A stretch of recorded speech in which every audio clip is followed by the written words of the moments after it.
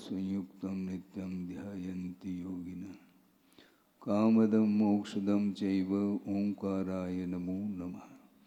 अविरल शब्द घनौघ प्रक्षालित सकल भूतल कलंका मुनिवीरपार्षद तीर्था सरस्वती रत्नो दुरितम् अज्ञान तिमिरांधानां ज्ञानांजनशलाकया चक्षुरुन्मीलितं येन तस्मै श्री गुरुवे नमः।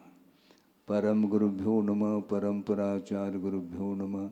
सकल कलुष विध्वंसकं श्रेयसां परिवर्धकं धर्म संबंधकं भव्य जीव मन प्रतिबोधकारकमिदं शास्त्रं श्री रत्नकर्णक श्रावकाचार्य नामधेयम्। अस्य मूल ग्रंथकर्तार श्री सर्वज्ञ देवाः तदुत्तर ग्रंथकर्तार श्री गणधर देवाः प्रतिगणधर देवाः तेषां वचोनुसारमासाद्य श्रीमद् आचार्य प्रवर श्री समंत भद्रदेवैर्विरचितं मंगलम भगवान वीरो मंगलम गौतमो वने मंगलम कुंदकुंदाद्यो जैन धर्मोस्तु मंगलम सर्वमंगलमांगल्यम सर्वकल्याणकारकं प्रधानं सर्वधर्माणां जैन कोटिशतं द्वादशैव कोटो लक्षाणि शीतिस्त्रधिकानि चैव पंचाशदष्टोच सहस्रसंख्यमेतत्श्रुतं पंचपदं नमामि। अरहंत भासयत्तं गणहरदेवी गन्तियं सम्मं प्रणमामि भक्तियुक्तो सुगुणान्मोहो वहिं शिरसा इच्छामि बन्ते सुधभक्ति कावसुगो गोदस्सालोचयम् अंगुवंगपयने पावड़य परियम सुत्तपण चैव सुत्तत्तय थुइदमुखायं सैनिष्कल मंचे में पूजे में वंदामि नमोंसामि दुःखखौ कमखौ भोविलाओ सुगय गमनम समाय मरणम जनगुण संपत्ति होद मध्यम। अथ पौर्वाणिक स्वाध्याय वेलायां श्रीमद् आचार्य भक्ति कायोत्सर्गम करोमि।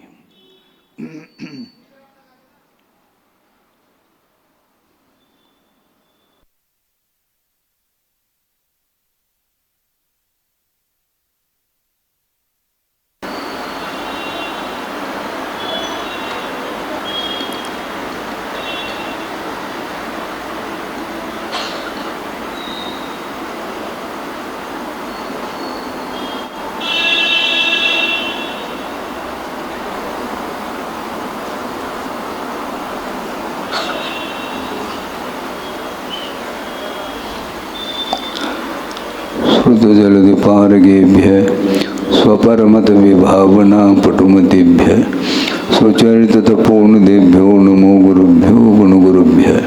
छत्ते सून समग्रे पंचमे आचार करण संदर्शे शिष्यानुग्रह कुशले धम्मायिरे सदा वंदे गुरुभक्त संजमेनय तरंत संसार सायरं घोरं चिन्नन्ते अट्टकम्मं जन्मन मरणं न पावेन्ति ये नित्यं व्रतमंत्र होम निरुता ध्यानाग्निहोत्राकुला षट्कर्मा विरता तपोधनुधना साधुक्रिया साधव शील प्रावरणा गुण प्रहरणा चंद्रार्क तेजोदिका मोक्षद्वार पाठ पाठ नवटा प्रीणन्तु मां साधव गुरुव पांतुनो नित्यं ज्ञान दर्शन नायका चारित्राणव गंभीरा मोक्ष मार्गोपदेशका इच्छामि बंते आयुर्भक्ति कावसुगो को दस्सालोचयं समनान समदंसन समचर्जुत्वानं पंचव्याचाराणाम् आयुर्यानम् आयारादि सुदनानो वदेशयानम् उवज्झायानम् तिरयनुगुण पालयानम सोपसानम सैनिचकल मंचे में पूजे में वंदामि नमोंसामि दुःखखौ कमखौ भूलाओ सुगय गमनम समाय मरणम जनगुण संपत्ति होद मध्यम। नमस्ते वर्धमानाय निर्धूत कलिलात्मने सालोकानां त्रिलोकानां यद्विद्या दर्पणायते।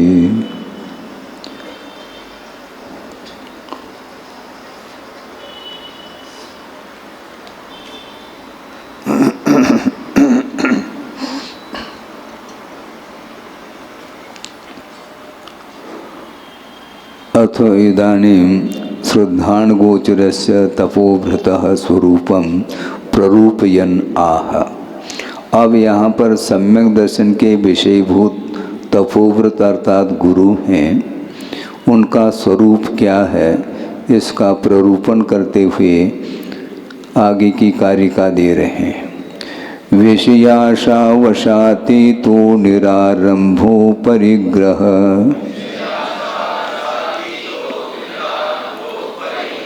ज्ञान ध्यान तपो रक्त तपस्वी सप्रशस्यते।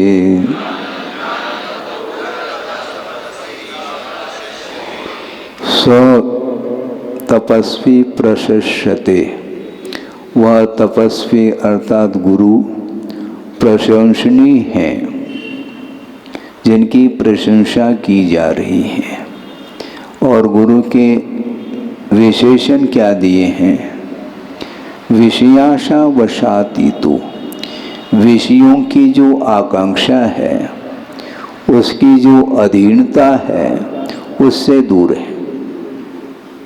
बहुत कठिन होता है। श्रमण अथवा गुरु वो कहलाते हैं विषयों की आकांक्षा से जो ऊपर उठी हुई है और आरंभ से रहित है, परिग्रह से रहित है, ज्ञान ध्यान और तप रूपी रत्न को सुरक्षित रखते हैं।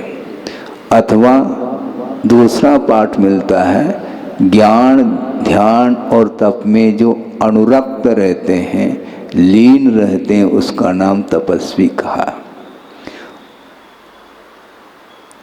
विषयेषु सृक् वनितादिषु आशा आकांक्षा तस्याः वशम अधीनता तत् अतीतः विषयाकांक्षा रहित इत्यर्थः। विषय सृक् वनिता, सृक् बोलते हैं माला, वनिता अर्थात स्पष्ट है, स्त्री आदि, ये पंचेंद्र के विषय माने जाते हैं। इनके प्रति आशा आकांक्षा, उसकी अधीनता को ये स्वीकार नहीं करते हैं। पंचेंद्र के विषयों के प्रति आकांक्षा भी बनी रहे और वह गुरु के पद पर आसीन हो जाए, संभव नहीं है। बहुत कठिन काम है। विषयों की आकांक्षा से ऊपर उठना खेल नहीं है बंधु, बल्कि सम्यक दर्शन जो मोक्ष मार्ग का एक वह नींव है, प्रथम सीढ़ी है। और उस सम्यक दर्शन में ही निकांक्षित अंग को सामने रखा गया। और निकांक्षित अंग यदि सक्रिय होता होता आगे बढ़ता चला जाता है तो विषयों की आकांक्षा से वह ऊपर उठ जाता है।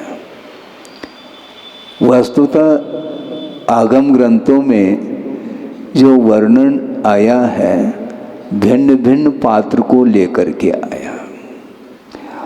अनुव्रत का कोई प्रावधान नहीं।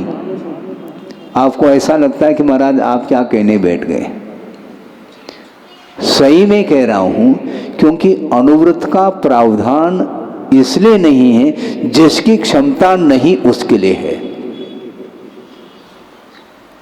जो महाव्रत को अंगीकार करने की क्षमता सामर्थ्य नहीं रखता है, वह कहीं धर्म से वंचित ना हो, उसके लिए एक रास्ता है।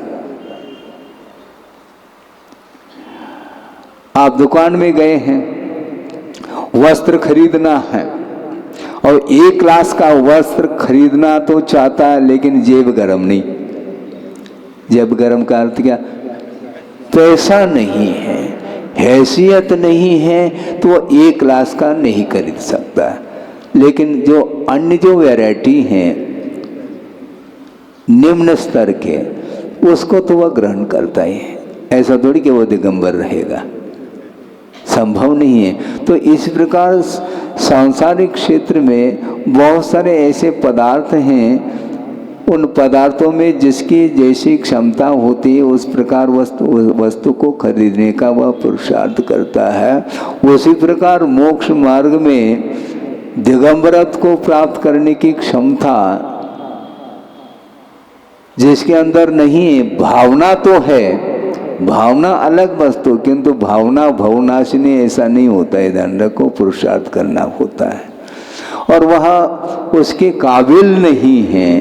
तो ऐसी स्थिति में वह कहीं ऐसा न हो कि धर्म से च्युत न हो जाए, इसलिए अनुव्रत का भी प्रावधान रखा है। तो ऐसी स्थिति में अनुवृत्ति जो नहीं है वह अविरत सम्यक दृष्टि माना जाता है, और उसके पास भी सम्यक दर्शन है, मोक्ष मार्ग के प्रति श्रद्धान उसका भी बरकरार बना हुआ है, तत्व के प्रति श्रद्धान है, रुचि है, आस्था है, इसके बावजूद भी वह ऊपर नहीं उठ रहा है। तो आचार्य कहते हैं आशा को कम से कम तो करो। विषयों की आशा की अधीनता से ऊपर उठना हर व्यक्ति के वश की बात नहीं है, तो कम से कम उस आशा को तो कम तो किया जा सकता है, परसेंटेज में उसको कम किया जा सकता है। और अविरत सम्यक दृष्टि भी आशा को कम किया है उसने। जो अनंत आशा थी उसको नियंत्रण में रखा है। अनंतानुबंधी कषाय उसको बोलते हैं अनंत संसार जिसके माध्यम से बनता है। यानी एक बार गुरुदेव ने ये कहा कि मिथ्यात्व से भी यदि कोई खतरनाक कोई वस्तु है तो अनंतानुबंधी कषाय है। क्यों? इसलिए कहा मिथ्यात्व अनंत संसार के लिए कारण है, किंतु वह मिथ्यात्व प्रकृति का बंध जो होगा वह अनंतानुबंधी कषाय के बिना उसका बंध संभव नहीं है। इसलिए पूज्यपाद स्वामी ने भी सर्वार्थ सिद्धि में स्पष्ट किया है मिथ्यात्वम अनंतम अंसा अनंत संसार कारणत्वात् तद अनुबंधिनः। जो मिथ्यात्व अनंत संसार के लिए कारण होने के बावजूद भी उस मिथ्यात्व प्रकृति का जो बंध है उसको बांधने वाली प्रकृति अनंतानुबंधी है। जो बांधती है वह बलवान है, क्या जो बंध रही प्रकृति वह बलवती? कौन है मुझे बताओ? मिथ्यात्व प्रकृति अपने आप बंध नहीं सकती, बंध योग्य तो है किंतु उसको बांधने वाली प्रकृति वह अनंतानंदी क्रोध मान माया लोभाहा ऐसा तद अनुबंधन थी। उस मिथ्यात्व को बांधने वाली वह प्रकृति है। और बंध चार तरह का है, प्रकृति प्रदेश स्थिति अनुभाग। प्रकृति प्रदेश जो बंद होता है वह योग के माध्यम से, और स्थिति अनुभाग जो पड़ता है उस कर्म में वह कषाय के थ्रू पड़ता है। इसलिए कषाय अनंतानुबंधी जो अनंत आशा का वह प्रतीक है उसको समाप्त कर दिया अविरत सम्यक दृष्टि ने, और अनंत आशा जो थी वह समाप्त हो गई, और अप्रत्याख्यानावर्णीय आदि संबंधी जो आकांक्षाएं हैं उसके अंदर वह पलती रहती हैं। इसलिए विषयों की आकांक्षा उसकी आशा के वशभूत है संसारी प्राणी, और श्रवण एक ऐसे साधक हैं विषयों की आकांक्षा के वशभूत नहीं है, वो उससे ऊपर उठ चुके हैं। ये तो बहुत महाराज कठिन है। कठिन तो है, पेपर तो कठिन ही होता है। पेपर जो है ना वो कठिन ही होता है, अपने मन के अनुरूप प्रश्न नहीं होते, इसलिए प्रश्न पेपर जो निकाला जाता है वो ऊपर से निकलता है। और आंसर पेपर जिसको जांचा जाता है वह भी क्लास टीचर जांच नहीं पाएगा, क्योंकि वह पक्षपात करेगा, पक्की बात है, वह बाहर से ही। तो अर्थ ये है कि इसको छोड़ना इतना आसान नहीं है। और यहाँ पर गुरु की बात कही जा रही है, गुरु का लक्षण क्या है, स्वरूप क्या है, उसको निर्धारित किया जा रहा है। इसलिए श्रक वनिता आदि जो पंचेंद्रिय के विषय हैं उनके प्रति जो इच्छा है, उसकी अधीनता है, उससे वो ऊपर उठे हैं। लेकिन विषयों की आकांक्षा से व्यक्ति तभी उठ सकता है जो आरंभ से रहित होता है, तत् अतीत विषयाकांक्षा रही, तो ये तो कह ही दिया है। किंतु निरारंभ का अर्थ क्या? परित्यक्त कृष्यादि व्यापार। कृषि आदि जो 6 प्रकार के कर्म हैं, इसको जिसने छोड़ दिया है वह निरारंभ माना जाता है। आरंभ उसको बोलते हैं जिसके माध्यम से हिंसा होती है, उसका नाम आरंभ कहा। बल्कि उस आरंभ के माध्यम से ही परिग्रह का संचय होता है। परिग्रह का उत्पादन जो होता है वह बिना आरंभ के संभव नहीं, वह परिग्रह का स्रोत माना जाता है। परिग्रह का उद्गम स्थान आरंभ है। और कृषि असी मसी कृषि वाणिज्य शिल्प विद्या ये सारे आरंभ माने जाते हैं, जिसके माध्यम से परिग्रह का उत्पादन संचय होता है। इसलिए वह श्रवण जो होता है, जिसने विषयों के प्रति आकांक्षा छोड़ दी, उसकी अधीनता को जो स्वीकार नहीं करता है, वह आरंभ कैसा कर सकता है? बहुत अच्छा है, इसमें छेड़ो नहीं, व्यवस्थित है, नहीं तो बहुत जल्दी वह अप डाउन हो जाता है। मैं क्या कह रहा था? जो विषयों की आकांक्षा से ऊपर उठा है वह कभी भी आरंभ का सहारा नहीं ले सकता। हाँ, वो आरंभ, जिसके पास आरंभ है उसके पास परिग्रह है। और आरंभ और परिग्रह बिना पंचेंद्रिय के विषयों के प्रति आकांक्षा की आशा के बिना संभव ही नहीं है। कम वेशी अलग है, यह अलग विषय है, किंतु आशा जिसकी है वह आरंभ को छोड़ नहीं पाएगा, क्योंकि उसकी पूर्ति जो होगी, पंचेंद्र के विषयों की पूर्ति जो होगी, वह बिना आरंभ के संभव इसलिए नहीं है क्योंकि बिना आरंभ किए परिग्रह का संचय नहीं होगा। और परिग्रह का जब तक संचय नहीं होगा तब तक विषयों का समागम संभव नहीं है। इसलिए आरंभ से रहित होता है। और अपरिग्रह तिल तुष मात्र भी परिग्रह नहीं रखता अपने पास। क्षेत्र वास्तु हिरण्य सुवर्ण धन धान्य दासी दास कुत्य भांड, ये 10 प्रकार के परिग्रह है। परिग्रह का बहुत शाब्दिक अर्थ ये दिया है, परि आसमन्तात् आत्मानं गृह्णाति इति परिग्रह। वह परिग्रह आत्मा को ग्रसित करता है। जीव परिग्रह को ग्रहण नहीं कर रहा, परिग्रह आत्मा को बांध रहा है, लपेट रहा है, अपने चपेट में ले रहा है, उसका नाम परिग्रह है। एक बार गुरुदेव ने कहा था कि लगभग प्रायः लोगों की धारणा ये है, परिग्रह को वो पाप नहीं गिनते। हिंसा, झूठ, चोरी, वासना, ये तो पाप है, इनसे दूर रहने का तो प्रयास करता रहता है, किंतु परिग्रह को कोई पाप मानता ही नहीं, इसलिए संचय करता रहता है। और परिग्रह के बिना वह पाप संभव ही, क्योंकि सभी पापों का वह बाप माना जाता है। हाँ। और वर्तमान में जो जितना धन को अपने पास रखता है, जो जितना धनी विशेष है, तो उसको उसका सम्मान ज़्यादा हो रहा है।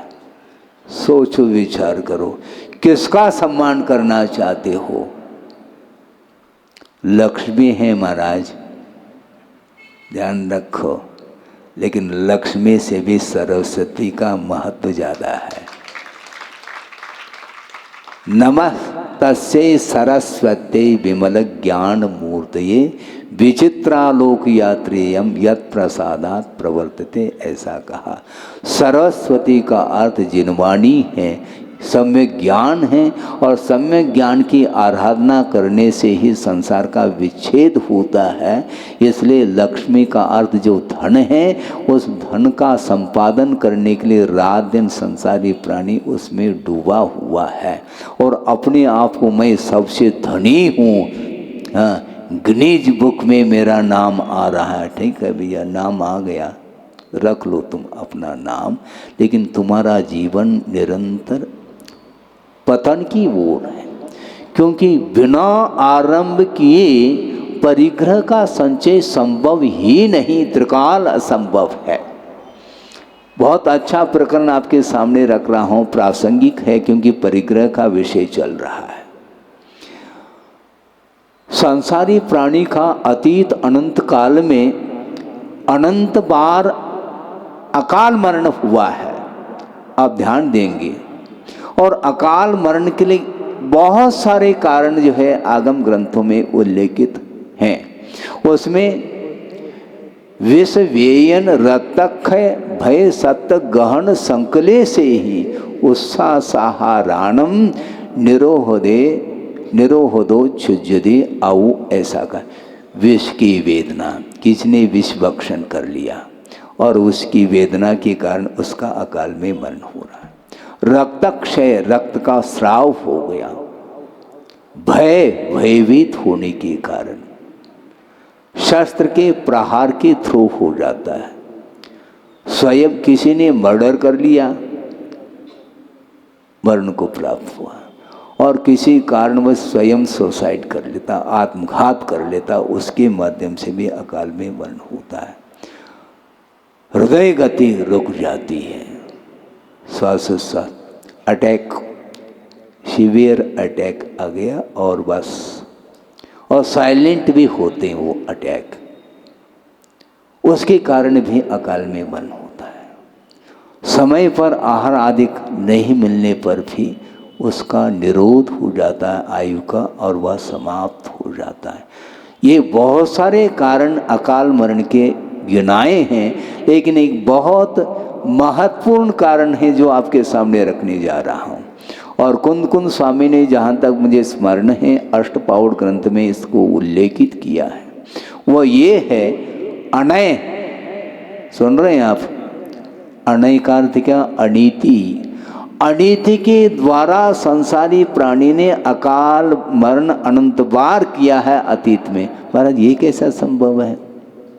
क्योंकि धन का संचय नीति न्याय के द्वारा नहीं होता, अनीति के सहारे से ही होता है। और अनीति का आलम्बन लेकर के वह इतना धन का संचय कर लिया। हम ये पूछना चाहते हैं, जो प्रतिदिन मजदूरी करके जो धन का संचय करता है, उसके घर में कभी छापा पड़ा? क्योंकि प्रतिदिन कमाता, प्रतिदिन खा लेता, फुर्सत। उसके घर में जाकर के देखेंगे तो वहां पर क्या मिलने वाला है? थाली खाली है वहां पर। प्रतिदिन कमाता, प्रतिदिन वह उपयोग में लेता है। किंतु जो गिनीज बुक में आया है, तो बड़े बड़े जो चोर होते हैं, डकैती डाका डालते हैं, वो किसके यहाँ जाते हैं? सेठ साहूकार के यहाँ जाते हैं। उनको मालूम है इसके बिना कहाँ जाऊँ मैं। और वहाँ पर जा कर के उनकी भी एक टीम होती है, और आपस में सब पहले से तय करके चले जाते हैं, इतनी राशि यदि मिलेगी तो बंटवारा आपस में अपन कर लेंगे। चले जाते हैं। 7-8 ऐसे पहलवान जैसे हैं, वो डाकू पहुंच गए हैं मान लो किसी के सेठ जी के यहाँ। और पहुंचते ही अब सीधा कह देते हैं, आप परिश्रम न करो सेठ जी, आप कहाँ कहाँ पर है ये हमें बता देना, हम ले लेंगे, आराम से ले लेंगे, आप चाबी भर दे दो बस। अब आसानी से देगा क्या? देने की भावना नहीं होती। प्रयत्न करता है किसी भी प्रकार से धन को रक्षित करने की, किंतु वह सब कहते हैं कि देखो, ये जी तुम्हें जीवन प्रिय है तो जल्दी करो, दे दो। नहीं है, दिखाता है, शस्त्र दिखाता है। तो उसके कारण भयभीत होकर के वो जो कुछ भी जीवन भर में संचय किया था, धन का संचय, वो सारा का सारा उसके हवाले कर लेता है। और सारे के सारे वो डाकू ले लेते हैं और लास्ट में वो स्वयं सोचते हैं इतना धन ले रहे हैं, ऐसा ना हो कि हम कहीं पकड़ में ना आए, इसलिए उसका काम तमाम कर देते हैं। क्या हुआ? अकाल मरण हुआ क्या नहीं? किसके कारण हुआ? अनीति के कारण। नीति के कारण नहीं होता। अनीति, अत्याचार, अनाचार इस प्रकार यदि मान लो सहारा लेते हैं तो कभी भी हम सुख के साथ जीवित नहीं रह पाएंगे। क्योंकि ये जो कुछ भी धन एकत्रित हुआ है, महान आरंभ किया है, ध्यान रखो। क्योंकि बिना आरंभ के वह धन संचित नहीं हो सकता। इसलिए आचार्य कहते हैं जितना आवश्यक है उतना रख लो, बाकी जो अनंत की जो आशा है इसको समाप्त कर दो, नहीं तो तुम्हें समाप्त कर देगा वो। ये अनंत आशा ठीक नहीं है। तो इसलिए जो परिग्रह का संचय करता है वह बिना आरंभ के नहीं करता है। इसलिए श्रवण के लिए ये विशेषण दिया है।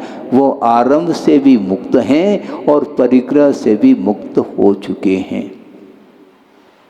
और दूसरी बात है, विषयों की प्रति जो आकांक्षा होती है वह क्यों होती है?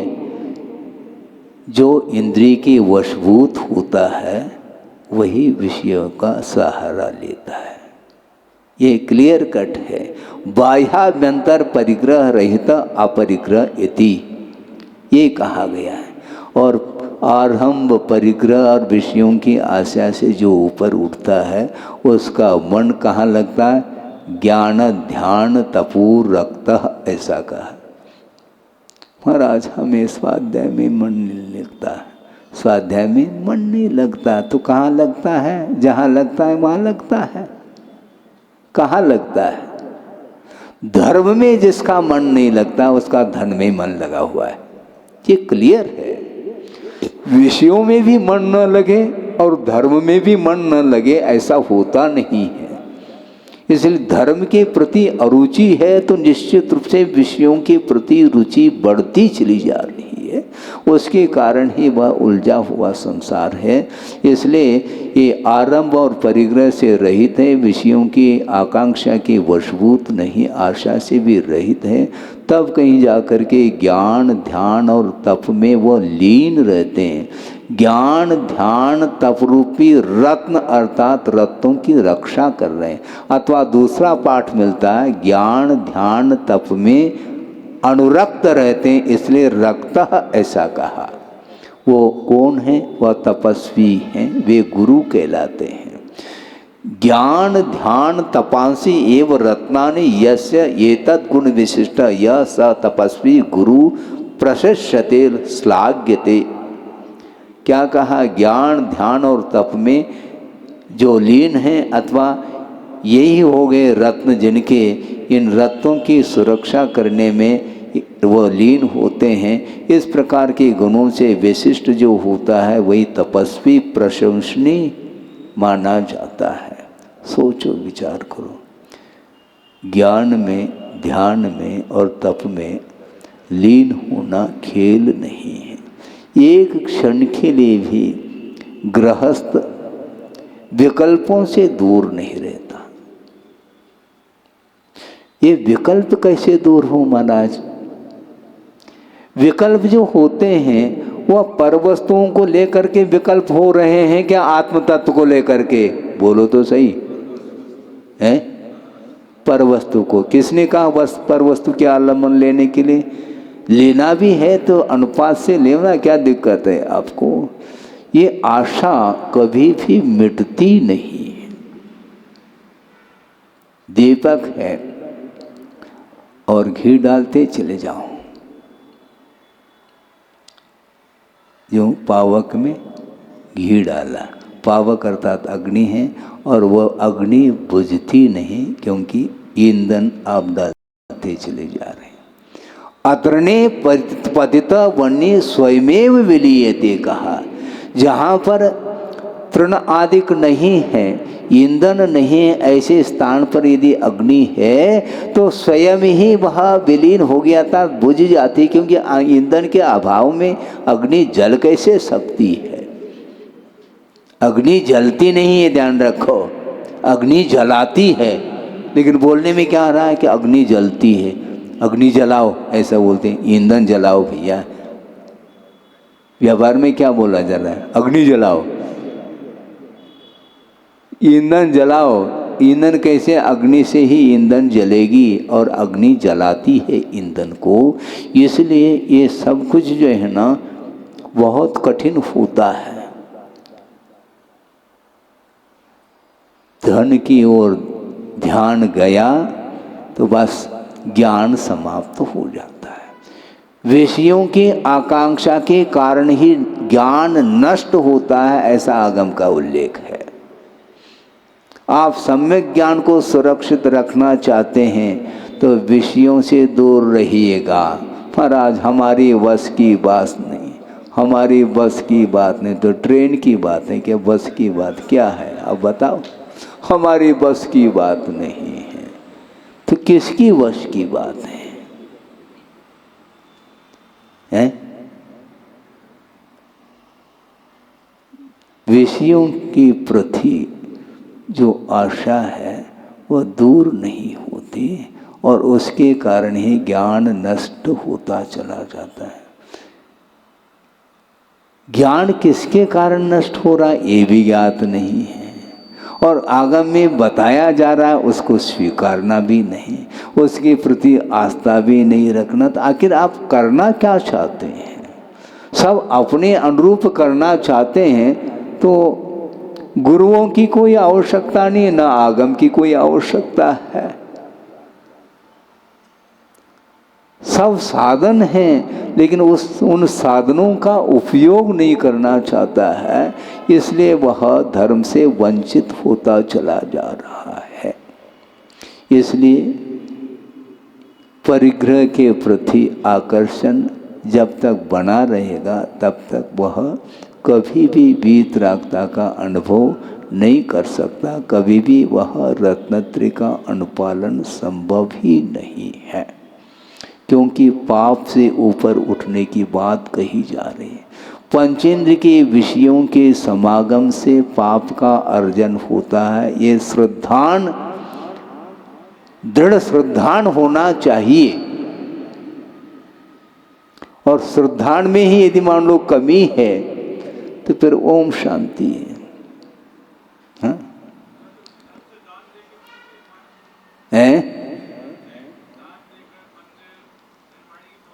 सुनो, दान की परिभाषा पढ़ो है। हम दान का निषेध नहीं कर रहे हैं, ये ध्यान रखो, लेकिन दान का स्वरूप क्या कहा? बहुत अच्छा है, आपके निमित्त से कम दान का स्वरूप भी ज्ञात हो जाए। अनुग्रहार्थम स्वस्य अतिसर्ग दानम कहा। अपने प्रति और दूसरे के प्रति अनुग्रह का भाव रखने का नाम दान है।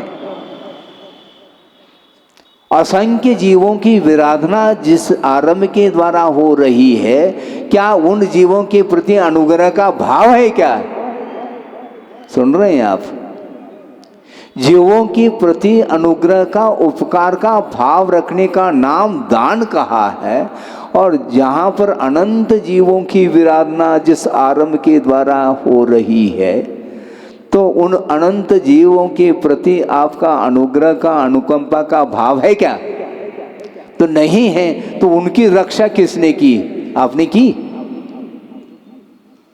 तो फिर दान का क्या स्वरूप है? पूजपाद को पढ़ो, इष्टोपदेश में जहाँ तक, हाँ हैं, बिल्कुल इष्टोपदेश में साफ लिखा हुआ है। इष्टोपदेश क्या? समाधि तंत्र। इष्टोपदेश त्यागाय श्रेय से व्यक्त, क्या कहा? सुनिए, त्यागाय श्रेय से व्यक्त मवित्त संचिनोत यः स्वशरीरम सपंकेन स्नास्यामि इति विलंपति। वह व्यक्ति है कि दान करने के लिए वह वित्त का संचय कर रहा है। महाराज अच्छा है ना, आपके लिए उत्तर मिल रहा है। दान करने के उद्देश्य को लेकर के वह वित्त का संचय कर रहा है, क्योंकि दान कल्याणकारी कहा है आगम में, बिल्कुल ठीक है। त्यागा, ये त्याग अर्थात दान होता है, वह कैसा है? श्रेय से कल्याणकारी है। तो कल्याणकारी दान अर्थात त्याग के लिए मैं वित्त का संचय कर रहा हूँ, ऐसा कोई कहता है तो आचार्य निचले चरण में कहते हैं स्वशरीरम स पंकेन स्नास्यामि इति विलिम्पति। वह अपने कीचड़ में पैर दे रहा है और क्या कह रहा है? ये घड़ा जो है ना, स्वच्छ जो पानी है, इससे बाद में मैं धो लूंगा। ये अज्ञानता मानी जाएगी उसकी। कीचड़ से अपने शरीर को लिप्त करो, फिर बाद में स्नान कर लेंगे। स्नास्यामि अहम, मैं बाद में स्नान कर लूंगा। तो अभी क्या कर रहे हैं? कीचड़ में पैर रख रहा है। दूसरा कह रहे तो पागलपन क्या करते हो? पागल मैं थोड़ी हूँ, तुम्हें दिख नहीं रहा क्या? ये दिख नहीं रहा, ये घड़ा है पानी, इसमें इसका सदुपयोग करूंगा। ये सदुपयोग है? ये जल का दुरुपयोग है। उसी प्रकार इस प्रकार असंख्य नहीं अनंत जीवों की विराधना जिसके द्वारा होती हो, जिस आरंभ के द्वारा, उसके माध्यम से परिग्रह का संचय करके फिर थोड़ा सा छटांग पर उसके लिए भी अप डाउन बोलियां चलती हैं। जैसे चैन कुप्पी से कोई मूर्ति विराजमान कर रहे हैं, वो भारी है। उस प्रकार 1 2 3 होने में पता नहीं कितने बार वो 2.5 पौने 3 99 तक पहुंच जाता है। उसके बाद में मान लो कोई दूसरे ने बढ़ा दिया तो जिसने कहा था वह शांत है। अब वो दान के भाव नहीं, उसके 1 लाख के भाव हो गए थे और किसी ने 2 लाख कर दिया। अब 1 लाख वाले को पूछो, वो देना नहीं उसको, और बोल भी लिया। ये सब क्या है? दान का स्वरूप तो पढ़ो। अनुग्रहार्थम कहा, दूसरों के अनुग्रह के लिए, बल्कि यहाँ तक कहते हैं आचार्य, दान के माध्यम से केवल दूसरे के ऊपर ही उपकार नहीं होता, अपने ऊपर भी उपकार होता है। अपने ऊपर क्या उपकार होता है? यानी दाता दे रहा है, दाता के लिए क्या अनुग्रह होगा? पुण्य संचय कहा। और पात्र के लिए क्या उपकार हुआ? रत्नत्रय में अभिवृद्धि होती है। इस प्रकार दाता और पात्र, इन दोनों के बीच में ये दान की प्रक्रिया चल रही है, तो दोनों के लिए लाभ है। रत्नत्रय की आराधना उस जो जिसने दान दिया है उसके माध्यम से पात्र रत्नत्रय का अनुपालन कर रहा है, इसलिए उसके ऊपर अनुग्रह हुआ और उस दान के माध्यम से पुण्य का संचय किया है। ये अनुग्रह शब्द को क्यों भूलते हो? एक व्यक्ति के लिए दान दे रहे हैं, अनुग्रह एक व्यक्ति के ऊपर कर रहे हैं, और इधर अनंत जीवों की विराधना हुई, उनको कौन बचाएगा? उनके प्रति दया का भाव कौन रखेगा? सोचो, ईश्वर दृष्टि गई आपकी? नहीं गई। आगम पढ़ो। इसका अर्थ ये नहीं कि दान को हम समाप्त करते चले जा रहे हैं, ऐसा नहीं, किंतु यथा योग्य दान करना ही चाहिए। परोपकार की भावना को लेकर के दान किया जाता और करना चाहिए। तो इसलिए वो श्रवण जो होता है वह आरंभ से भी अपने आप को ऊपर उठाता है, परिग्रह से भी ऊपर उठ जाता है, और विषयों की आशा से भी वह दूर है।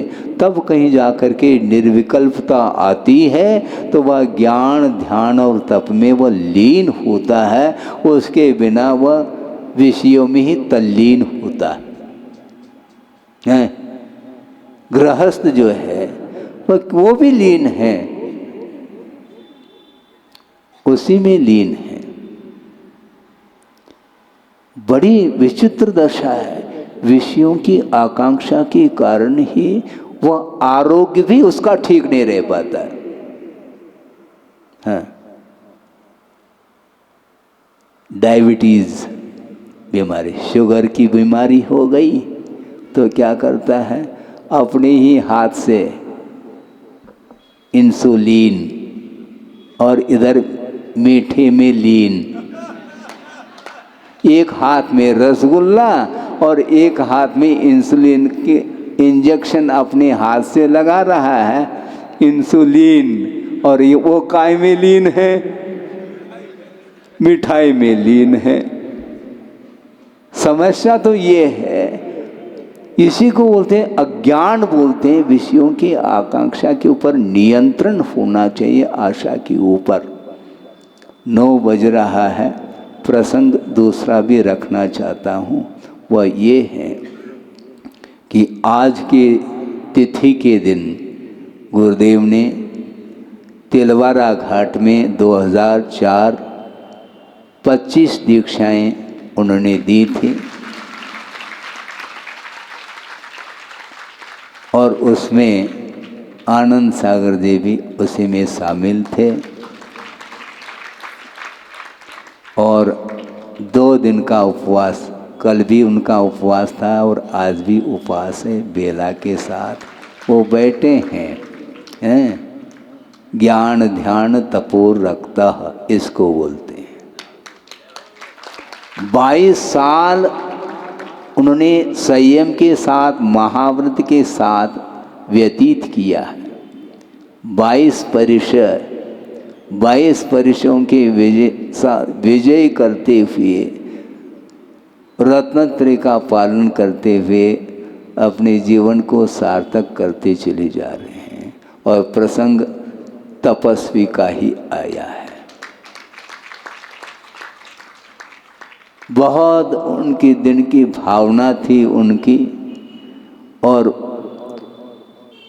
सिद्ध क्षेत्र नैनागिरी के पास बंडा एक नगर है, वहाँ के निवासी वो हैं।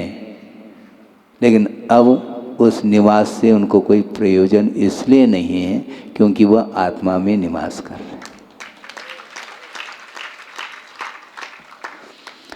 कई बार निवेदन किए होंगे उन्होंने, और गुरुदेव ने उनके निवेदन को स्वीकारा, ध्यान दिया, और उन्होंने संघ में प्रवेश उनके लिए दे दिया। और धीरे धीरे साधना करते करते एक समय आया कि एक साथ 25 दीक्षाएं हुई, उनमें उनका भी नंबर था। हमें पूछना चाहते हैं, मैं ये मानना चाहता हूँ और मानता हूँ, सिद्ध क्षेत्र समीप है, हैं? और सिद्ध क्षेत्र का प्रभाव उनके ऊपर निश्चित रूप से पड़ा है। पार्श्वनाथ भगवान वहाँ पर विराजमान हैं।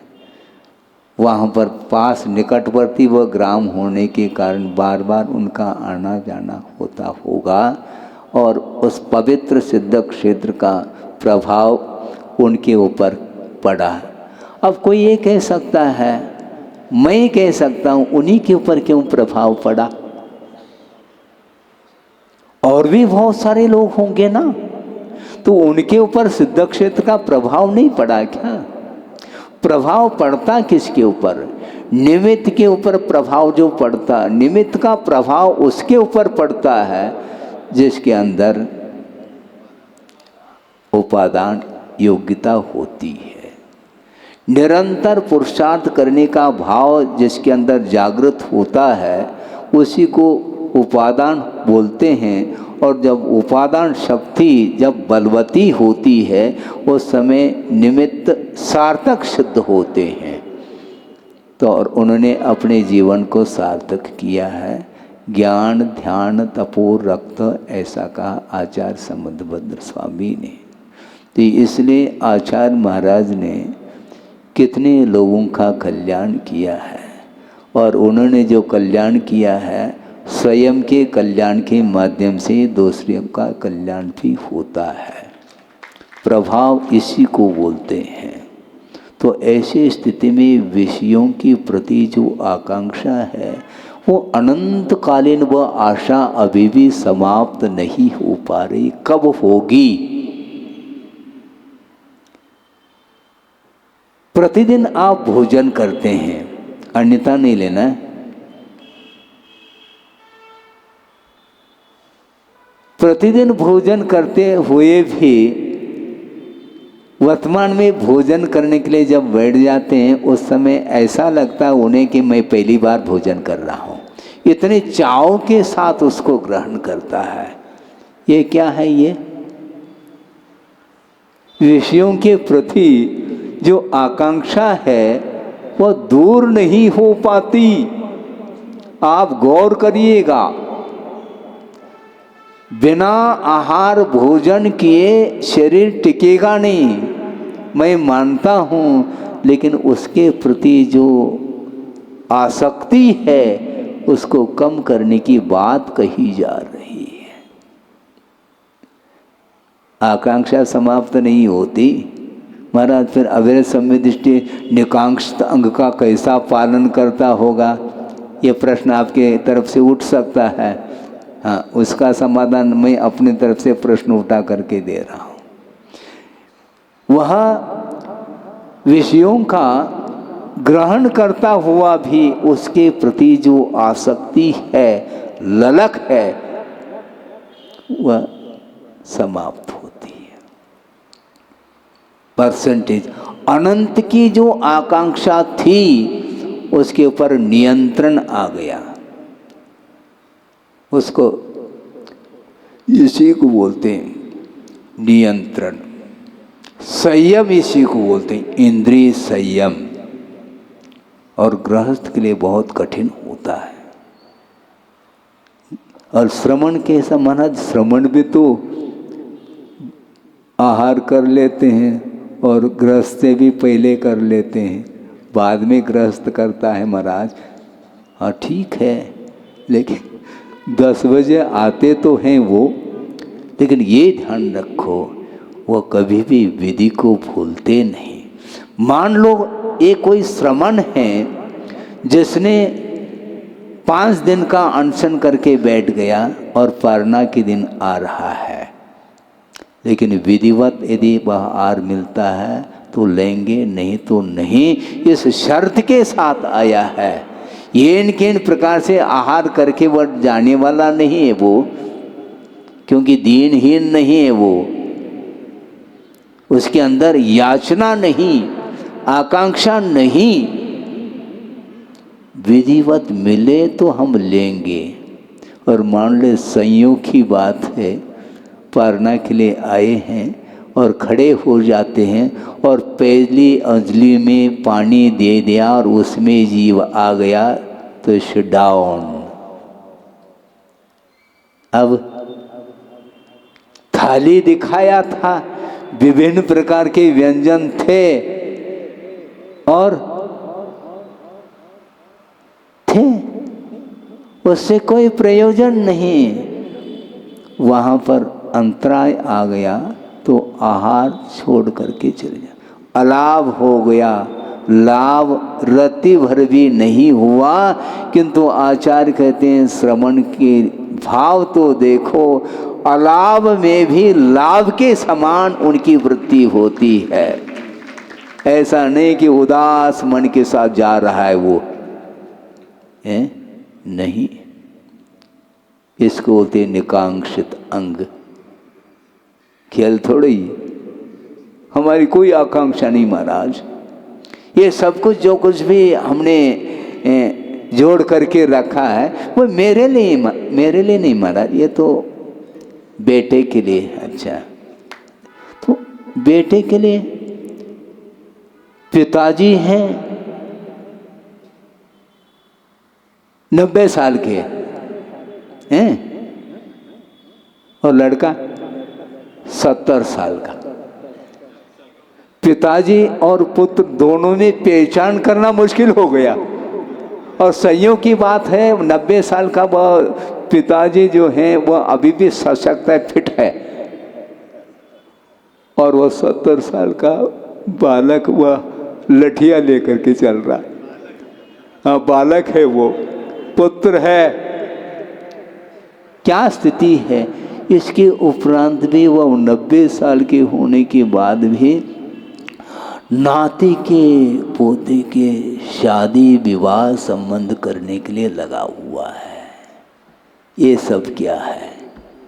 इसको बोलते हैं आकांक्षा। सीमा नहीं उसकी। विषयों के प्रति जो आकर्षण है वह समाप्त नहीं होता। बहुत कठिनाई है ये। इसी को बोलते हैं अनंतानुबंधी। हाँ, अनंत आशा तो नहीं होनी चाहिए। आसक्ति को कम तो करो। और की जो भूख है वो कभी नहीं मिटती है, और उसकी पूर्ति के लिए वह पापार्जन करता है। पाप का जो संचय करता है वो उसी की पूर्ति के लिए करता है। एक बार भोजन के लिए थोड़ा सा लेता है, लेकिन सामान 100 साल का, और पल की खबर नहीं। बस ये केवल उक्ति कहने के लिए उक्ति रह गई। सामान 100 साल का वो बोल रहा है, फिर भी पीढ़ी दर पीढ़ी तक की जो है संचय करता ही चला जाता है, करता ही चला जाता है। इसलिए आचार्य कहते हैं तुम दूसरे के लिए कमा रहे हो। कर्तव्य की दृष्टि से कुछ सहयोग देना अलग विषय, किंतु कर्तव्य बोलते किसको? जब पुत्र 70 साल का हो गया, इसके उपरांत भी उसके लिए तुम कमा रहे हो, ये गलत बात है। नाती पोते के लिए तुम करते हो। तुम कब निकलोगे फिर उस घर से?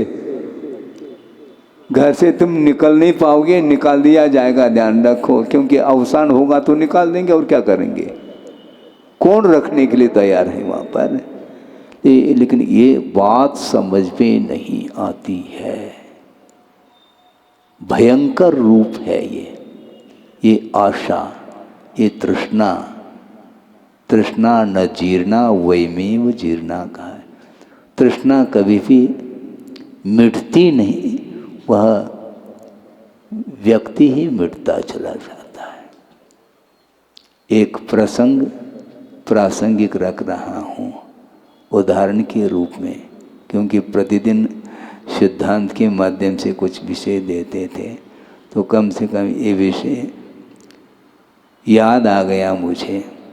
एक सेठ जी हैं और उसका इकलौता एक बालक है, बहुत छोटा है। और सेठ जी हैं तो कहना ही क्या, वैभव तो काफ़ी है उसके पास। और उस बालक को एक दिन नहलाया धुलाया, अच्छे वस्त्राभूषण पहना करके उसको अलंकृत किया है। अच्छे अच्छे आभूषण, गहने वगैरह, और उसको कह दिया कि बेटा कहीं बाहर नहीं जाना, यहीं पर खेलते रहो। लेकिन बालक तो बालक है। ऐसा कह करके पिताजी बाहर गए हैं किसी काम से, और वह खेलता खेलता खेलता घर से आंगन तक पहुंच गया।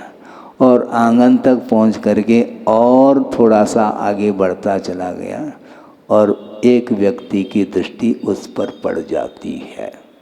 वो कौन व्यक्ति क्या, इससे हमें कोई प्रयोजन नहीं।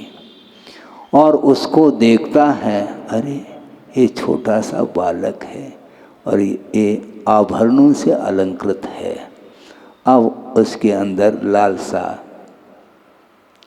आकांक्षा जागृत होती है, और धीरे से वह खेलता खेलता खेलता उस पड़ोसी के घर में पहुंच जाता है। तो वह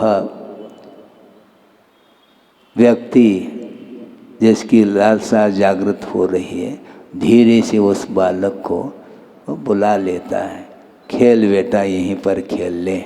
और खेलता खेलता खेलता उसी घर में बस सो जाता है। सोते ही उसने सोचा अब अनायास निधि मिल रही है हमें, और उसने दरवाजे बंद करके उस बालक का सारे आवरण उतार दिए और उसका वध कर देता है। जीवन उसका समाप्त हो गया बालक का। लेकिन अब ये परिग्रही तो है। अब इस मृतक को मैं कहाँ पर, यहीं पर यदि मान लो छिपा लूँ तो समस्या खड़ी हो सकती है, मैं पकड़ में आ सकता हूँ। इसलिए अपने आप की रक्षा की बात कर रहा है, बालक के प्रति रक्षा का भाव नहीं, दूसरे के जीवन की रक्षा की कोई बात नहीं, और बिल्कुल उसको जीवित ही समाप्त कर दिया। और अपने आप की रक्षा के लिए वह तलाश रहा है, वह सोच रहा है कि किस प्रकार इस अपने आप की रक्षा कर लें। तो वो सोचता है कि रात्रि में, रात के 10-12 बजे वह उस लाश को, मृतक को लेकर के बाहर जा रहा है। और बाहर गया और ठीक गांव की बाहर पहुंच गया, और वहाँ पर एक सांड मिला।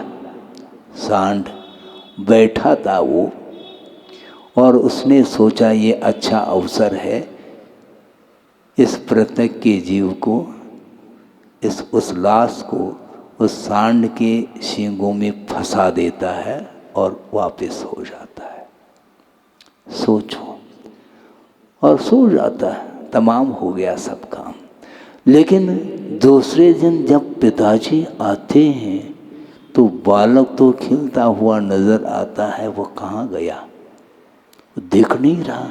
ये कई बालक है। वो ढूंढता, कोना कोना ढूंढ रहा है, कोई अता पता नहीं है। सारे घर के परिवार के लोग जो है ना शोक मग्न हो गए, अब क्या करें। और ढूंढते ढूंढते ढूंढते वह उनकी पिताजी बाहर निकल गए और गांव के बाहर तक पहुंच गए, और वहाँ पर वह सांड बैठा हुआ मिला, जिसके सींग में वह बालक मृतक फंसा हुआ है। उसको देख करके इतना क्रोध से, क्रोधाग्नि ऐसे उद्दीप्त होती है, उसने उस सांड को, उसकी पिटाई करना प्रारंभ कर दी। और वह सांड सोच रहा है अब मैं क्या करूं। अब सत्य को सामने लाना है, क्योंकि वह निरपराध है, मूक पशु है और उसकी पिटाई हो रही है। उसने सोचा अब कोई ऐसी तरकीब जिसके माध्यम से सत्य सामने आना चाहिए। और उसकी दृष्टि गई एक साइड की ओर, और एक लोहार की भट्टी जल रही थी। वहाँ पर लोहे को गर्म किया जा रहा था और लाल लाल सुर्ख हो गया था वो लोहा। और वह सांड उठ कर के दौड़ लगाया और अपने मुख से उस लोहे को अपने मुख में ले लिया। और सारी जनता देख रही है, अरे विस्मय के साथ, मुख में वो लोहा ले लिया उस सांड ने, फिर भी मुख जल नहीं रहा है। इसका अर्थ ये सत्य है, इसने उस बालक को नहीं मारा। कोई मारने वाला कोई अलग व्यक्ति है, उसकी जांच की गई, पुलिस के माध्यम से रिपोर्ट करके वह व्यक्ति पकड़ में आ गया और वह अरेस्ट हो गया। समझ में आ गई? इतनी कहानी है। सोचो, विचार करो। इसको बोलते हैं परिग्रह। अकाल मरण इसलिए होता है। आ गया? ये परिग्रह के द्वारा, परिग्रह संचय करता है, कर लो। अर्थ पुरुषार्थ करते हैं तो काम हो जाता है, लेकिन वो आशा और रुकती नहीं। और बैठे बैठे बिना पुरुषार्थ के अनायास वह धन मिल रहा है, इसलिए उस धन के लोभ में आकर के वह हिंसा कर दी, बालक को समाप्त कर दिया, लेकिन एक दिन नहीं हो पाया, वो स्वयं को भी मृत्यु के मुख में जाना पड़ा। ये किसके कारण होता है? परिग्रह महान पाप माना जाता है। परिग्रह के माध्यम से 5 पाप होते हैं। हिंसा यदि होती है परिग्रह के बिना नहीं। तिल तुस मात्र भी परिग्रह नहीं रखने वाला वह हिंसा कैसा हो सकता है? नहीं हो सकता। इसलिए विषयों की आकांक्षा से जो ऊपर उठता है वही व्यक्ति अपना आत्म कल्याण कर सकता है। बंधुओं, एक कारिका के माध्यम से आपके सामने विषय रखा गया। श्रवण का स्वरूप क्या है? विषयों की आकांक्षा की अधीनता से ऊपर उठा हुआ है, आरंभ से रहित है, और बाहरी 10 प्रकार के परिग्रह और भीतरी 14 प्रकार के परिग्रह से जो ऊपर उठ जाता है वही श्रवण माना जाता है। उसके बिना ज्ञान ध्यान और तप में लीन होना संभव ही नहीं। इसलिए इस प्रकार की तपस्वी व प्रशंसनीय है, ऐसा आचार्य समंतभद्र स्वामी ने गुरु का स्वरूप निर्धारित किया है। इस प्रकार का यदि वह गुरु होता है वही तपस्वी माना जाता है।